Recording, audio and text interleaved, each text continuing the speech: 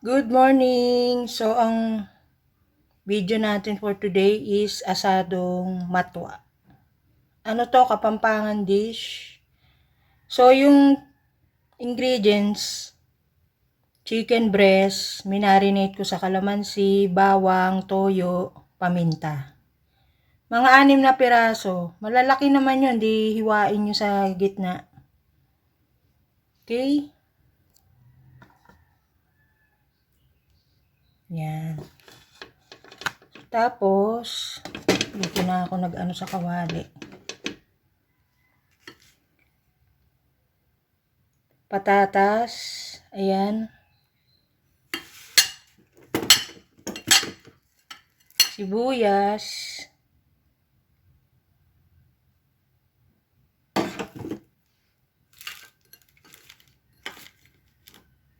bawang,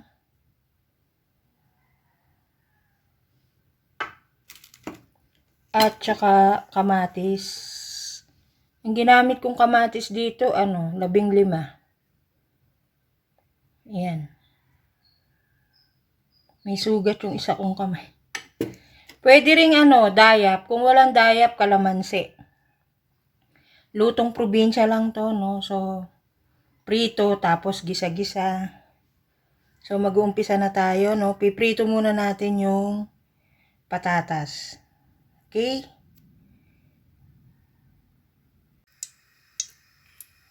So, piprito muna natin yung patatas. Ayan.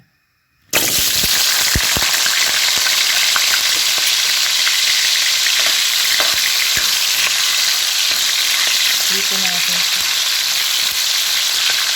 Ang original na doon, dayak ang ginagamit. So, kung walang dayak, pwede namang kalamansi ang gamitin. So, prituin lang natin yung patatas. Okay?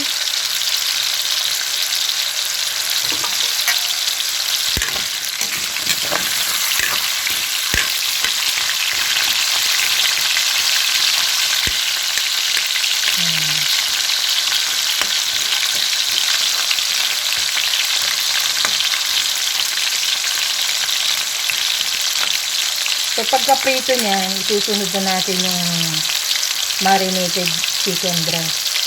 Pwede rin chicken thigh, tanggalin nyo lang yung buto. Yung chicken breast, wala rin siyang debone din siya. Okay? So, piprituin ko muna yung patatas niya. Tapos, isusunod na natin yung manok.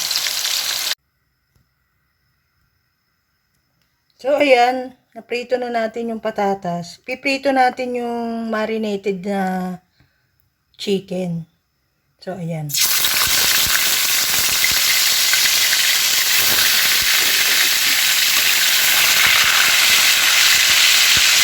Piprito natin ito.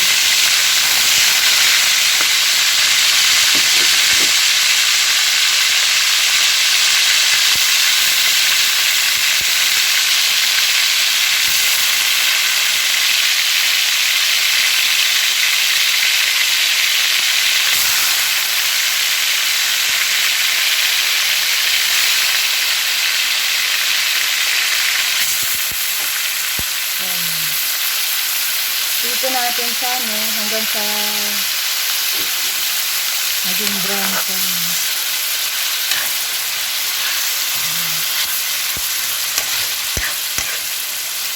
Madali lang to kasi prito, gisa. Ang pinaka gagamitin natin dyan yung fresh na yung sariwang kamatis. Ang ibig sabihin ng matwa, asadong matanda, yung lutong probinsya sa Pampanga yan. So, natutuhan ko yan sa Team Canlas TV. Taga Pampanga kasi yun. Vlogger din sila, mga food vlogger. So, sa kanila ko natutunan to.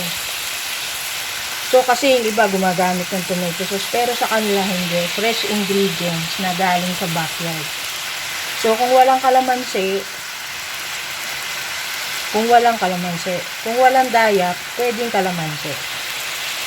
So, i-marinate nyo lang. Mas maganda overnight eh, para malasa. So, ipiprito lang natin bahagya yung chicken breast, no? So, antayin lang natin siyang maprito ng bahagya. Okay? Diyan na rin tayo magigisa. Diyan sa pinagprituan ng manok. Ayan. Tinanggal ko yung ilaw. Kasi nagdo-double yung tingin. Okay. So, antayin lang natin siyang maluto. Maprito ng bahagya.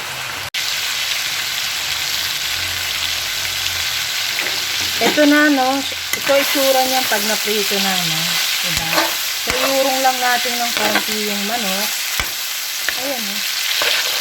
So, dyan na rin tayo magigisa. Ayan. So, ihulog natin yung sibuyas. Gisa-gisa lang ulit. Una muna sibuyas.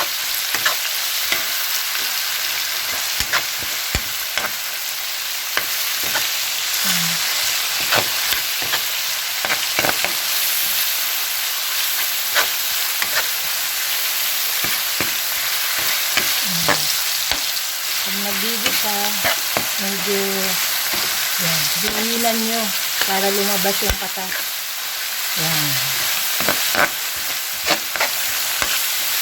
Ganyan ako mag-gisa. Dinidiinan ko yung mga panggisa.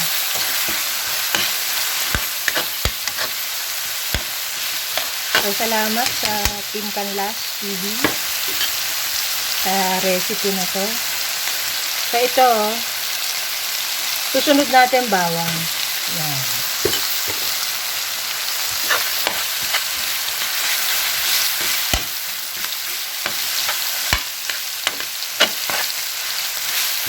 Yan, diin. Hindi ko na inos yung camera. Dapat kahapon pa to, hindi ako natapos.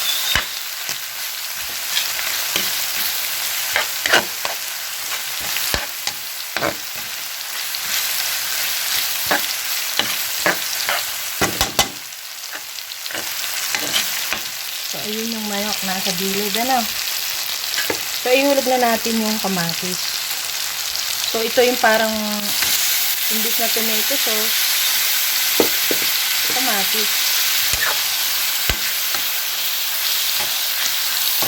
Diinan nyo lang ulit.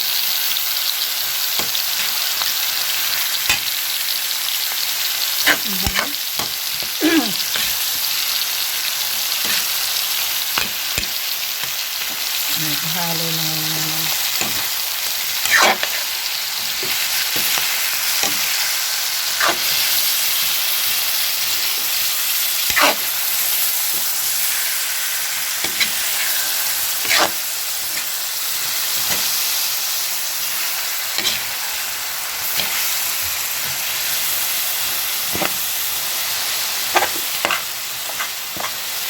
So, hayaan lang natin kumatas yung kamatis.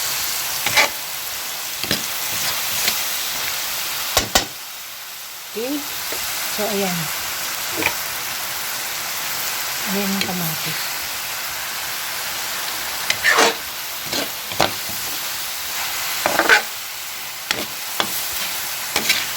So, ito rin lang natin yung mga 5 minutes lang. 5 minutes muna. Okay? So, ito na yung itsura niya, no? So, wag niyo itapon yung pinag-marinate ng manok. Maglagay kayo dito na yan, ano? Ito na yung pinag-marinate. Tapos, lagyan nyo ng konting tubig. Mga half cup. Yan. So, pakukuluan natin sila ng 10 to 15 minutes. Okay, tatakpan ko na, ha?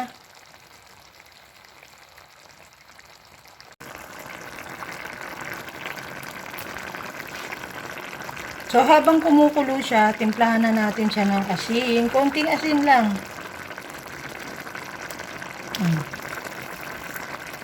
Tsaka paminta. Ayan. Konti lang.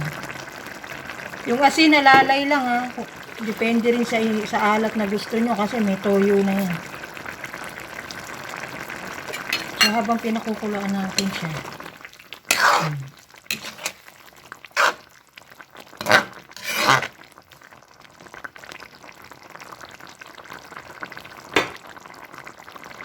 So takpan natin siya ulit.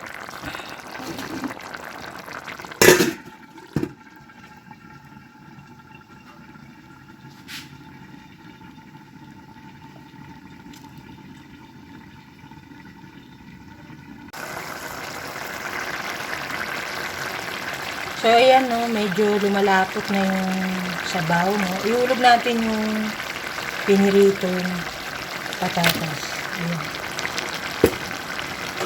So, antayin lang natin siyang medyo lumapot-lapot ng konti. Ano? Hindi ko natatakpan. So, ayan na yung aking asadong matwa. So, antayin lang natin malabnaw pa eh. Asadong matwa.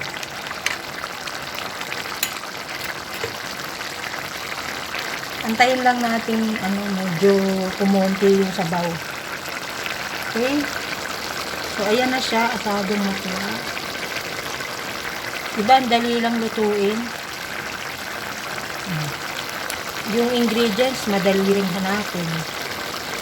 Kung walang daya, kalamansi.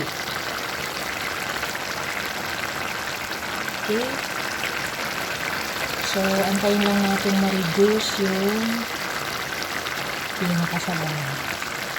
So, hindi ginamit yung kamatis dyan, 15. Mas maganda, mas marami.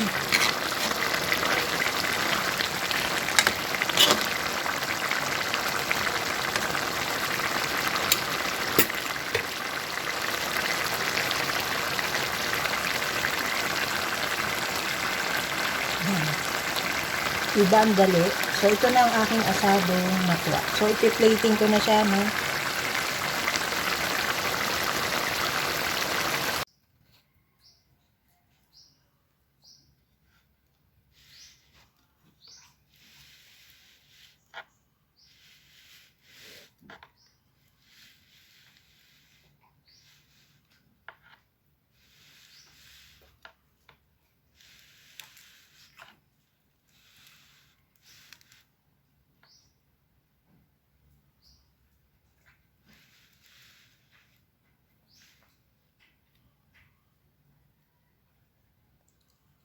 So, bye guys! Ito na yung asado kong matwa.